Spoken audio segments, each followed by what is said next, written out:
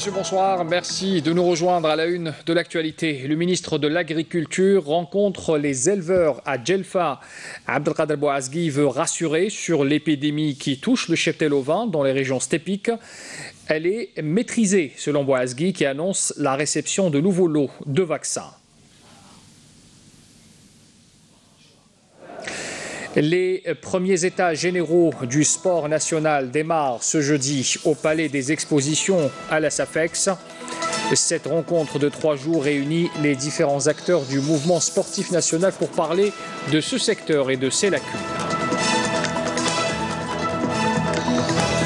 Nous irons à la région du Souf, à 650 km au sud-est d'Alger. La date issue des palmeraies traditionnelles appelées routes fait la fierté du pays. Mais son existence est menacée en cause la remontée des eaux provoquée par l'extension des champs agricoles modernes. Un reportage à suivre également dans ce journal. Et puis à suivre dans cette édition également, une bouffée d'air pur qui nous vient de Janet. Un reportage grand format consacré ce soir au tourisme d'aventure. Un reportage à ne surtout pas rater, c'est en fin de ce journal.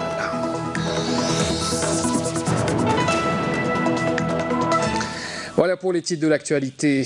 Pour commencer d'abord, au nom du président de la République Abdelaziz Bouteflika, le président du Conseil de la Nation Abdelkader Ben Salah a signé aujourd'hui au siège de l'ambassade de la République fédérale du Nigeria à Alger. Il a signé le registre des condoléances suite au décès de l'ancien président nigérian Shehu Shagari. Abdelkader Ben Salah a rappelé le parcours et l'engagement du défunt en faveur de son pays.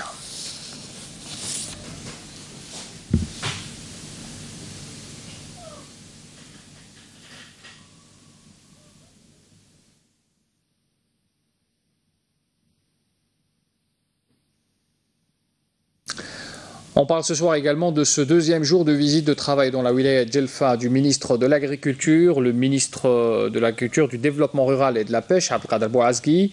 Une occasion pour le ministre de rencontrer les éleveurs de cette wilaya, mais surtout d'écouter leurs inquiétudes liées à la propagation d'épidémies portant atteinte à la ressource animale locale.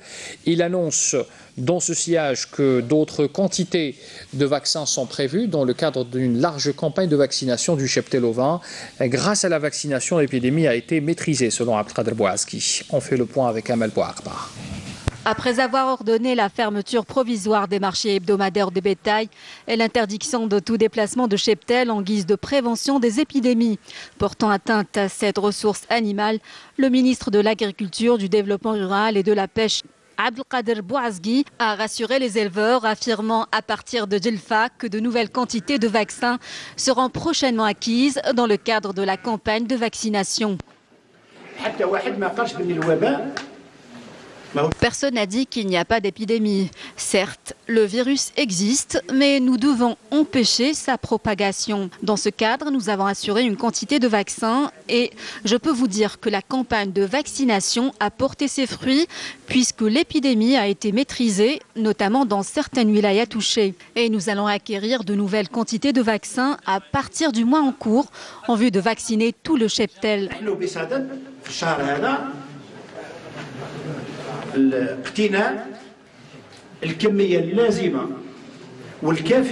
Le ministre a mis l'accent sur le rôle que doivent jouer les éleveurs et les vétérinaires afin de prévenir l'apparition de cette maladie. La vaccination est certes nécessaire, mais ne suffit pas à elle seule. La prévention est prioritaire pour prémunir le cheptel de ces maladies et éviter la propagation de cette épidémie. C'est pourquoi nous avons demandé à toutes les directions agricoles à travers l'ensemble du territoire national et à travers eux, tous les vétérinaires, pour le nettoyage et la désinfection. Nous sommes d'ailleurs en train de donner ces désinfectants aux éleveurs pour mener à bien cette opération. Estimant que la situation est maîtrisée, le ministre a rassuré les éleveurs qui, a-t-il dit, seront accompagnés et indemnisés.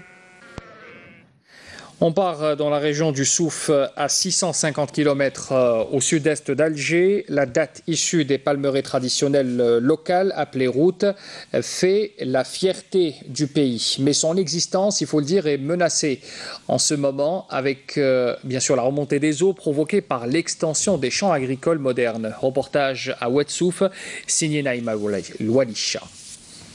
Palmeraie traditionnelle et séculaire par excellence, les routes ou le bali ne prennent et ne poussent que dans la région du Souf. Arrosées grâce aux eaux souterraines que puise le palmier jusqu'à la fin de sa vie, ces palmeraies sont à 100% bio et leur culture est respectueuse de l'environnement puisque nécessitant 0% d'énergie. Ce système, on l'appelle bnia. On plante le palmier à l'intérieur de l'eau du puits. Cette méthode est utilisée pour que le sable n'atteigne pas le plant jusqu'à ce qu'il grandisse et devienne palmier. Le plant est au centre de l'eau. C'est pas nous qui apportons de l'eau au palmier, c'est lui-même qui puise de l'eau du puits. Et il met 2 ans pour grandir. Nous sommes en train de séparer la bonne date de la moins bonne. On passe ici le premier choix, le deuxième choix et le troisième choix qui est destiné principalement aux bêtes. Il existe dans la région du Souf seulement 300 000 palmiers routes, soit 7,5 de la production locale des dattes qui se chiffre à 1,2 quintal par an. Ce chiffre risque de s'amoindrir davantage à cause de la difficulté et du manque d'aide apportée à cette phonéciculture patrimoniale classée en 2014 par la FAO. Cette production est numéro 1 parce que c'est bio et c'est très demandé par l'Union européenne.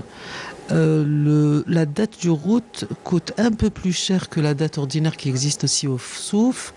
Et ce système route qui est très productif en même temps, très demandé sur le marché international. Pour que la culture du route puisse se développer, il faut soulever des dunes de sable, niveler les espaces en creusant des puits où prendra le futur plant. Un investissement à moindre frais si l'on veut sauver une culture millénaire.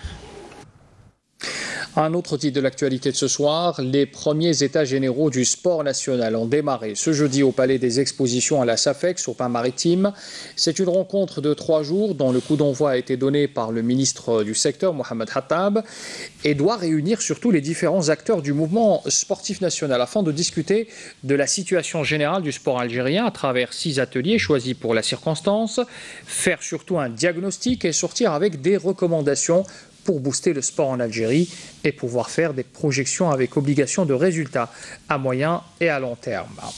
Et pour aller dans le vif du sujet justement, qu'est-ce qu'il faut faire pour améliorer le secteur du sport en Algérie? Quelles sont les difficultés, les défis, mais surtout les solutions qui seront proposées lors de cet événement? Mokhtar Hamani a posé la question aux participants.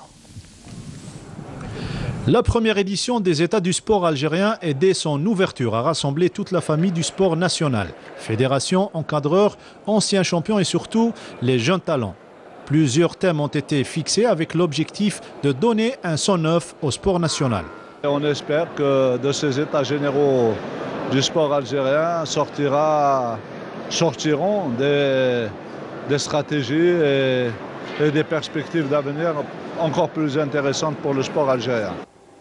Après l'ouverture officielle par le ministre de la Jeunesse et des Sports, les gestionnaires des 2 secteurs, jeunesse et sport, étaient sur place pour répondre aux attentes, orienter les débats et exposer leurs différentes activités. Je pense que c'est la première fois que le ministère de la Jeunesse et des Sports a su ou a pu réunir tous les acteurs dans le sport, soit les athlètes, les clubs, les fédérations, les instituts, les différents établissements du ministère, les partenaires économiques aussi, ceux qui réalisent les infrastructures sportives ou fabriquent les équipements sportifs. Les fédérations, éléments incontournables de cette première édition, ont pris place, chacun dans son stand, accompagné des jeunes pratiquants, tout fiers de représenter leurs disciplines respectives. Je suis venu aujourd'hui avec mes amis pour représenter notre sport, pour rendre la fierté de notre pays et pour voir les autres sports, comment ça se passe. اليوم جيت نوري لهم جيت نفهموهم شنو هذا الاسكريم. تنس دو تاب واليوم جينا باش نشوفوا كامل لي سبور هنايا داروهم هنا على مستوى الوطن وحنا نتشرفوا كي جينا لهنا تنس طاوله وماذا بينا تستنشر هذه الرياضه في لاجيري كامل. Après une première journée consacrée à l'ouverture et à l'installation, place ce vendredi aux travaux de la 2e journée.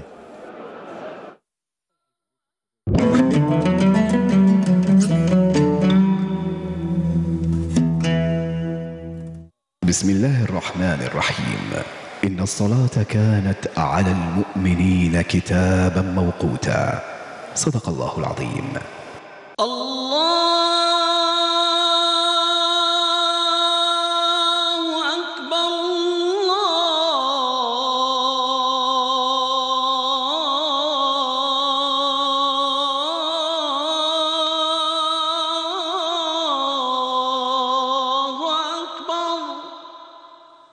أشهد أن لا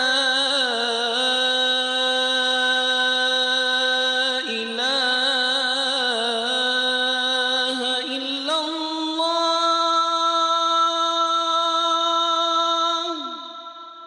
أشهد أن لا إله إلا الله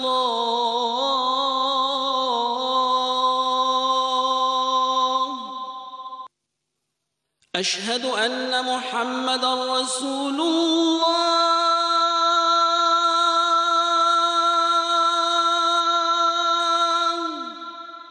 أشهد أن محمدًا رسول الله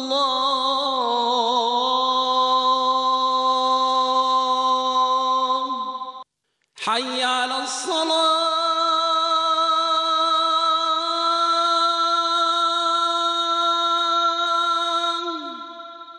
حي على الصلاة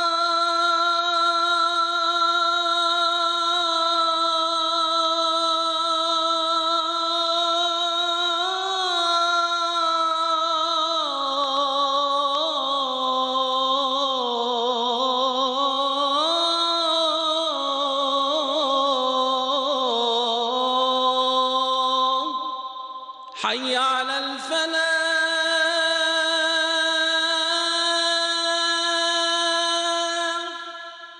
حي على الفلاح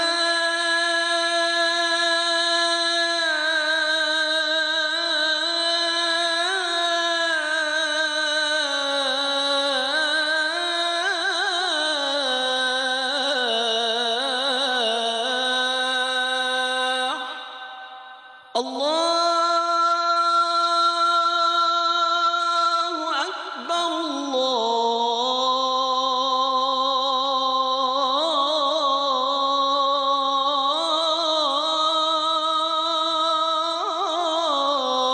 الله أكبر لا إله إلا الله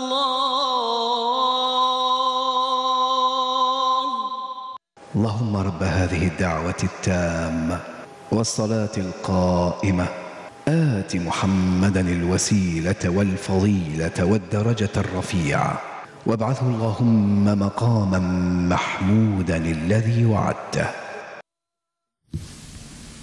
L'appel à la prière de Salat al-Aïcha pour Alger et ses environs. Taqabbal Allah Salat al-Jamia. On poursuit ce journal par cette visite sur le terrain aujourd'hui du ministre de l'Enseignement supérieur et de la Recherche scientifique Tahar Hadjar. Il a inspecté plusieurs projets, plusieurs infrastructures pédagogiques. D'abord, le nouveau pôle universitaire de Sidi Abdallah, et puis l'université de Bouzaréa. Et pour terminer, la nouvelle résidence universitaire de Bab Zouar. Le compte-rendu de Jazia Bayou. Le nouveau pôle universitaire, qui est toujours en cours de réalisation, devrait accueillir plus de 20 000 universitaires. Ce nouveau vestige offre également une nouvelle résidence de plus de 10 000 lits. جامعة جديدة يتم إنشاؤها الآن. الجامعة متكاملة ستساعد في التخفيف عن الضغط على الجامعات الموجودة في ولاية. La nouvelle université est en cours de réalisation. Elle devrait alléger les pressions sur les universités d'Alger. Le taux de réalisation de la résidence qui offre 11 000 lits a atteint les 70%. Elle ouvrira ses portes à la prochaine rentrée universitaire. في جميع المجالات بحيث سيتم استعمالها إن شاء الله للدخول الجامعي القادم. Le ministre de l'Enseignement supérieur a également inspecté d'autres nouvelles infrastructures universitaires, à l'image de l'université de Bouzaréa qui a bénéficié de 8 000 places pédagogiques, ainsi que la nouvelle résidence de Bab Zouar qui offre plus de 3 500 lits. الموقع الثاني الذي زرناه وهو موقع جامعة بوزريعة Le deuxième site que nous avons visité est l'université de Bouzelea, ainsi que le site de Hay El Djorf à Bab Zouar, dans lequel nous nous trouvons actuellement. Il s'agit de cette résidence qui comprend exactement 3756 lits. Cette résidence sera opérationnelle à la prochaine rentrée universitaire. Les travaux de réalisation des différentes infrastructures pédagogiques continuent inlassablement afin de respecter les délais de livraison prévus pour la prochaine rentrée universitaire. On va dans le sud du pays, dans la localité frontalière de Debdeb qui vient de bénéficier du statut de circonscription administrative.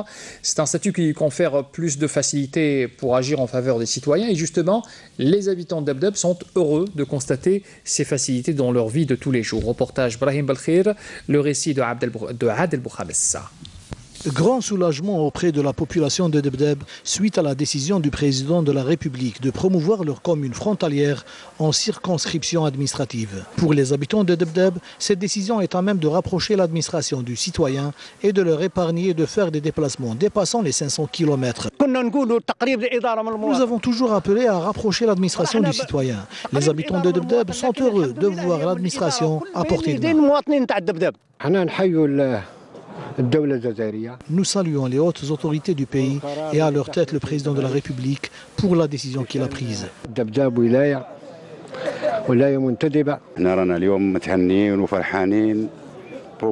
Nous sommes très heureux de cette décision qui devra permettre de créer de nouveaux postes d'emploi et de développer cette région frontalière.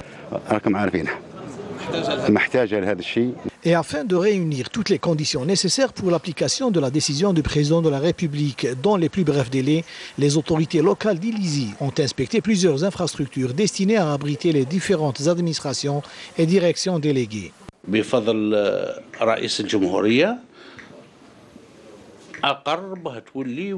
grâce à la décision du président de la République, cette région aura de nouvelles perspectives de développement, notamment à travers les nouveaux investissements. Je lance un appel à tous les citoyens à retrousser leurs manches et à se serrer les coudes pour développer notre wilaya.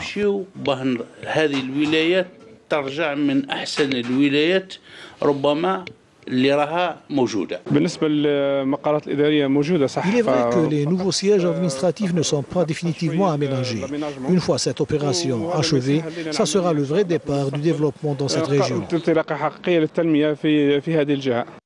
Une promotion destinée à promouvoir le rôle stratégique de cette agglomération dans le développement de cette région frontalière.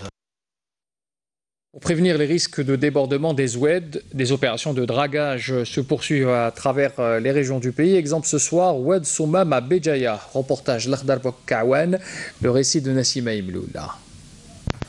Considéré comme l'un des plus importants oueds d'Algérie, Oued Soumam serpente la vallée éponyme sur une longueur de 65 km et finit sa course en mer Méditerranée.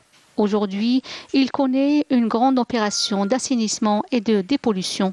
تم تنظيف 5 كيلومترات من الوديان هنا في مدينة بجاية. Nous avons jusque-là nettoyé 5 km de l'ensemble des rivières de la ville de Bijaya. Et aujourd'hui, nous nous lançons dans la plus grande opération, celle d'Oued Soumam, le plus vaste oued de la région, ce qui va permettre l'écoulement des eaux du oued de manière naturelle et aussi éviter les inondations. Un plan d'urgence a été établi pour la gestion des catastrophes naturelles en mobilisant tous les moyens nécessaires. Une initiative très approuvée par les habitants de la ville. Pour cette opération, nous avons mobilisé la dragline, un engin spécialisé dans l'assainissement des rivières et des barrages, avec d'autres outils bien sûr, et cela afin de trouver une solution, peut-être pas à 100%, on va dire à 80%, pour résoudre le problème des inondations persistantes depuis des décennies. C'est une bonne chose, nettoyer et dépolluer les oueds, cela va éviter les inondations au cas où ces dernières venaient à se produire. Cette opération, initiée par les pouvoirs publics de la wilaya, va permettre de faire face à une éventuelle catastrophe pouvant toucher les habitants et leurs biens, sera généralisée à travers toute la région. Information sécuritaire de ce soir, les deux terroristes abattus mercredi par un détachement de l'armée nationale populaire dans la localité de Tfassour, dans la wilaya de Sidi Bel Abbas, ont été identifiés. C'est ce qu'indique ce jeudi un communiqué du ministère de la Défense nationale. Il s'agit de Behlil Khalifa alias Khabbab et Nasri Houari alias Oussama qui avaient rallié les groupes armés respectivement en 2008 et en 2009, précise également la même source. Par ailleurs, un détachement de l'ANP a arrêté à Taman Rasset 14 orpailleurs et saisi 6 groupes électrogènes, 5 marteaux-piqueurs, tandis que 4 paires de jumelles ont été saisies à Béjaïa. On apprend aussi qu'un détachement combiné de l'ANP a saisi à Tindouf 1,3 kg de kif traité, alors qu'un autre détachement de l'ANP, des éléments des gardes frontières, ont intercepté 12 immigrants clandestins de différentes nationalités à la Roi Tlemcen. Également, ajoute le communiqué du MDN. On fait le tour de l'actualité à l'étranger. En bref, ce soir avec Badia Amani. Le retrait des forces américaines de Syrie se fera de manière progressive. C'est là la déclaration du président américain Donald Trump hier soir, démontant certaines informations selon lesquelles il pourrait s'étaler sur 4 mois. L'administration Trump a annoncé le 19 décembre dernier qu'elle avait commencé à rapatrier les soldats, a rappelé que des médias avaient cité des responsables anonymes selon qui ce retrait serait rapide et total. Les combats entre terroristes et rebelles dans le nord-ouest de la Syrie ont gagné en intensité, faisant près d'une 50aine de morts ces 2 derniers jours. L'armée syrienne a annoncé hier le départ de près de 400 combattants kurdes de la région de Manbij, dans le nord du pays, quelques jours après son déploiement dans le secteur à l'appel des forces kurdes menacées par une offensive turque. C'est une première mondiale. La Chine a réussi aujourd'hui l'alunissage inédit d'un engin sur la face cachée de la Lune. Un événement historique qui renforce les ambitions spatiales de Pékin. Le module Change-4, qui avait quitté la Terre le 8 décembre, s'est posé à 10h26 heure de Pékin, 2h26 GMT et a envoyé une photo de la surface lunaire selon l'agence spatiale chinoise. Contrairement à la face de la Lune la plus proche de la Terre, qui est toujours tournée vers notre planète, aucune sonde ni aucun module d'exploration n'avait encore touché le sol de l'autre côté. Celui-ci montagneux et accidenté et parsemé de cratères. On parle également ce soir d'un autre paysage lunaire, sur Terre cette fois, et il est d'une extrême beauté. On vous propose une série d'ailleurs de reportages sur le tourisme d'aventure à Djanet, dans le sud algérien. Notre reporter Kamel Souig a passé une semaine de bivouac avec sa caméra au sein d'un groupe de touristes nationaux, de nos compatriotes établis à l'étranger ou encore des touristes français.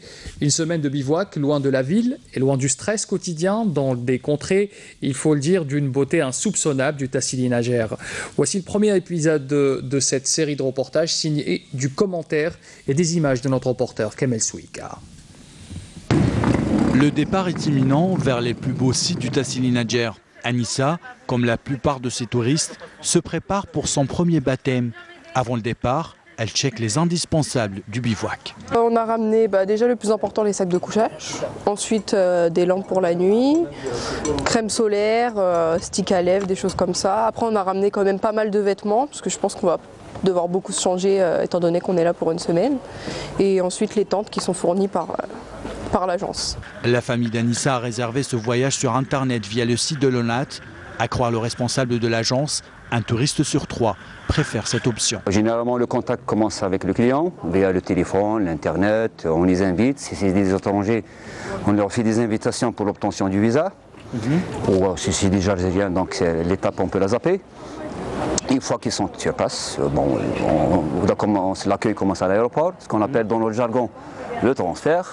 On les reçoit à l'aéroport, ils passent la nuit ici chez nous, la première nuitée, et le lendemain matin, ils se lèvent et l'expédition commence. Comme toute aventure, celle-ci a sa part d'imprévu. Quelques kilomètres après le départ, les touristes font face aux aléas du désert. Une petite crevaison réparée en quelques minutes seulement. L'aventure peut commencer avec la première nuit de bivouac. Mais lorsqu'on est débutant, pas facile de réussir à monter sa tente du premier coup. Les visites s'enchaînent, gravures rupestres, sites archéologiques. Chacun se fait plaisir à sa façon. Les plus jeunes se jettent dans les dunes de sable. Les familles immortalisent des moments inoubliables. Là, je reviens d'une petite marche et Ça essouffle, parce que ça monte et ça descend, mais c'est juste magnifique. Le plus beau dortoir du monde. On en prend plein la vue, quoi. On peut même pas le dire tellement c'est magnifique. On a passé de très beaux jours. Et puis c'était une aventure. C'est vrai que ça nous a coupé complètement du nord. On dormait dehors, on a mangé dehors et on a profité en un court séjour de voir pas mal de sites. Chaque halte est programmée avec les cuisiniers, les chauffeurs et les guides, même pour déjeuner. Tout est fait pour que les touristes profitent au maximum des paysages qui les entourent. Au bout du 3e jour du bivouac, nos touristes auront gagné en expérience. La preuve. Ça prend moitié de temps par rapport à avant de monter une tente quand on a pris l'habitude de le faire. Donc on vérifie aussi s'il n'y a pas des cailloux en dessous, si on n'est pas trop dans le vent, on prend l'habitude. Et les indispensables du camping dans le sud? Les indispensables, je dirais que c'est la tente, ensuite le sac de couchage et la lampe torche, très important. Et ensuite les vêtements, en fait on en avait pris trop, on s'en est rendu compte au fur et à mesure du voyage, parce qu'on avait prévu une tenue par jour, mais en fait au final on s'est rendu compte que 3 tenues en fait c'est suffisant. À la tombée de la nuit, les soirées sont rythmées par un thé au goût spécial, préparé avec la plante de tikmazoutine. Des dîners avec le fameux plat de tegla, préparé avec un pain de semoule cuit à la braise. À ce stade, vous vous demandez certainement combien coûte une journée de bivouac à Janet. Eh bien, il y a plusieurs tarifs. Nous allons vous donner les tarifs appliqués par l'ONAT. 8000 dinars par jour et par personne. Ce prix comprend un chauffeur, un guide, du transport bien sûr, 3 repas par jour. Eh bien, si vous venez d'Alger, il faudra ajouter le prix du billet d'avion. 23 000 dinars en moyenne. Si vous venez de l'étranger, il faudra ajouter aussi un billet d'avion à destination d'Algérie. Et si vous préférez prendre la route, il faudra ajouter aussi le prix du carburant. 5 à 10 000 dinars pour un aller-retour. Le Tassili Nadjer en vaut toutes ses dépenses. Nos touristes vont en prendre plein la vue. Timerzouga, Tikoubawin, Ehrir, des endroits d'une rare beauté qui donnent l'impression que le temps s'est arrêté. Et c'est le premier justement d'une série de 6 reportages consacrés à la beauté de la région de Janet. Demain à 19h, Kamel Swig nous proposera aussi un autre sujet sur le rapport au temps lorsqu'on séjourne dans le Grand Sud algérien. À suivre demain donc dans l'édition du soir. Le rappel des titres avant de clore cette édition. Le ministre de l'Agriculture rencontre les éleveurs à Djelfa. Abdelkader Bouazghi veut rassurer sur l'épidémie qui touche le cheptel ovin dans les régions stépiques. Elle est maîtrisée selon Bouazghi qui annonce la réception de nouveaux lots de vaccins. Les premiers états généraux du sport national démarrent ce jeudi au Palais des Expositions à la SAFEX. C'est une rencontre de 3 jours qui réunit les différents acteurs du mouvement sportif national pour parler de ce secteur et de ses lacunes.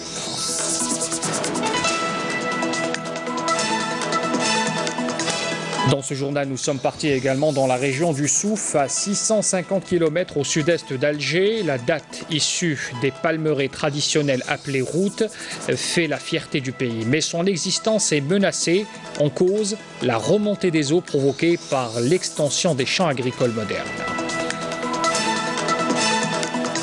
Et puis nous avons également eu droit à une bouffée d'air d'oxygène pur qui nous vient de Janet, du fin fond du sud algérien. Un reportage grand format consacré au tourisme d'aventure. Un tourisme qui séduit les Algériens mais également les étrangers, les touristes qui viennent dans notre pays. Fin de ce journal, merci de l'avoir suivi. Les adresses, bien sûr, Facebook et YouTube qui s'affichent en bas de votre écran, qui vous permettent, bien sûr, de revoir les replays des journaux télévisés et des programmes de la chaîne. Très bonne soirée à tous. Demain à midi, Amina Zahouf. Je vous donne rendez-vous à 19h.